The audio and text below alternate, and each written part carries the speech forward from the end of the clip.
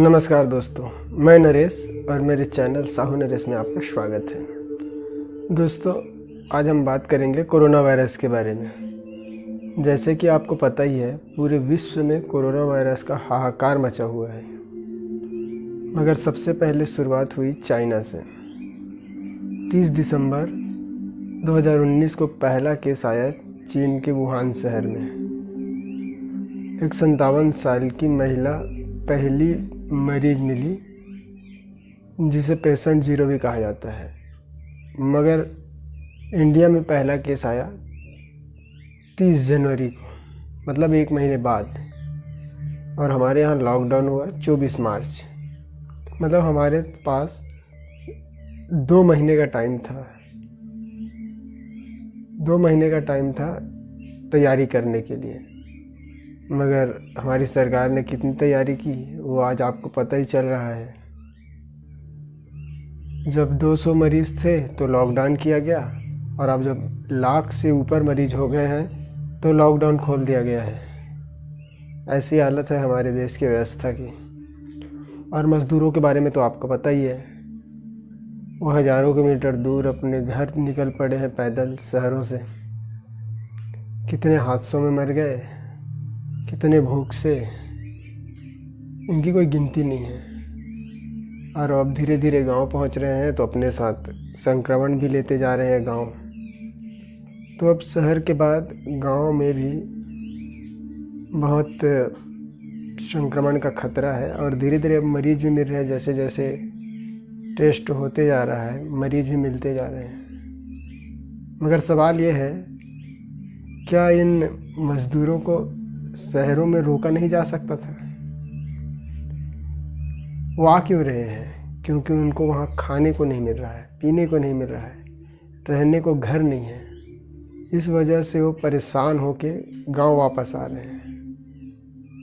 अब आ रहे हैं वापस तो गांव में रिस्क है, संक्रमण के मामले बढ़ते जा रहे हैं। वो तो अच्छा हो कि गांव में इनको अलग से इनके लिए व्यवस्था रखी गई है कि स्कूल में या कहीं पंचायत में इनको ठहराया गया है। अगर ये सीधे घर चले जाते तो पूरे गांव में संक्रमण फैल जाता, फिर शायद कोई सरकार, कोई शासन, कोई प्रशासन इन्हें संभाल नहीं पाता। मगर अभी भी खतरा टला नहीं है।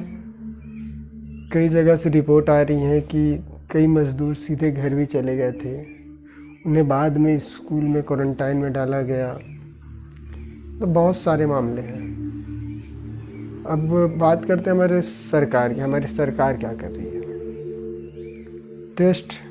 टेस्ट ही ज़रूरी है। जब टेस्ट ही होगा तभी पता चलेगा। अगर टेस्ट नहीं होगा तो कुछ पता ही नहीं चलेगा। दोस्तों, मैं गांव में रहता हूं, और आप गांव में आके उन क्वारंटाइन सेंटरों को देख लो, मतलब उन स्कूलों को देख लो जहां मज़दूरों को क्वारंटाइन में रखा गया है। एक एक स्कूल में कहीं कोई गांव में 50, कोई गांव में 100 ऐसे ऐसे मज़दूर रखे गए हैं। उनके लिए शौचालय की व्यवस्था नहीं है। एक शौचालय में आप सोच लीजिए 150 मज़दूर कैसे शौच करेंगे। तो वो वहाँ से फिर खेतों में, मैदानों में जा रहे हैं। ऐसी व्यवस्था है। वो तो गांव में है तो गांव वाले खाने की व्यवस्था अच्छी से कर दे रहे हैं। मगर अगर सरकार की बात करें तो भगवान ही मालिक है। अभी टेस्ट की बात कर रहा था। टेस्ट ऐसा चल रहा है, जिनकी तबीयत खराब होगी उन्हीं का टेस्ट किया जा रहा है। मगर तब तक वो सब साथ ही में रहते हैं, पूरे मज़दूर एक साथ। वहाँ कोई सोशल डिस्टेंसिंग नहीं है। सब आपस में मिलते जुलते खाते पीते रहते हैं। उन्हीं में से एक आध कोई निकल जाता है, किसी की तबीयत ख़राब हो जाती है तो फिर उनका टेस्ट किया जाता है। फिर अब समझ लो सब में वो संक्रमण लगभग फैल ही गया। ऐसी स्थिति है दोस्तों। अब आप ही बताओ, क्या व्यवस्था है हमारे सरकारों की, क्या हालत है हमारे देश की। और हॉस्पिटलों की व्यवस्था का तो आपको पता ही है। दोस्तों, ये मज़दूर अपने गांव में भी आके बहुत परेशान है, क्योंकि अपने परिवार वालों से नहीं मिल सकते, अपने बाल बच्चों से नहीं मिल सकते, अपने चाहने वालों से नहीं मिल सकते।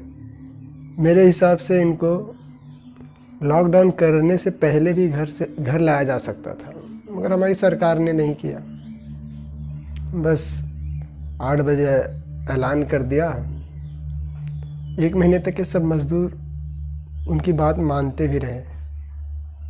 1 महीने तक इन्होंने इंतज़ार भी किया कि लॉकडाउन खुलेगा, हम लोग को घर भेजा जाएगा, पर ऐसा नहीं हुआ।